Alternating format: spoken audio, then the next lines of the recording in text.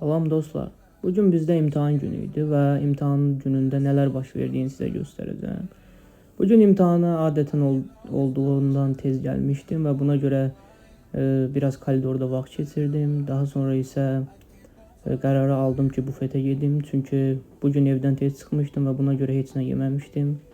Və nəhayət gəldim bufetə. Bufetdən bir neçə yemək götürdüm və sonra isə kitabxanaya yaxınlaşdım. İmtahan yaxınlaşdığı üçün burada biraz dərs oxumalıydım.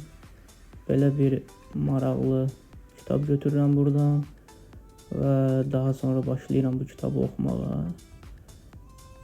Biraz oxuduqdan sonra isə imtahanın ən vacib hissələrindən biri olan matriculation number-a baxıram. Çünki əgər bu yoxdursa imtahanda iştirak edə bilmirsiniz. Yoxlamaq çox faydalıdır və indi isə uşaqlarla bir yerdə imtahandan sonra əylənirik. Federico, Erik, Jorge və s. uşaqlarla kofe içirik burada. Daha sonra isə uşaqlarla ayrıldıq və indi isə evə gedirik.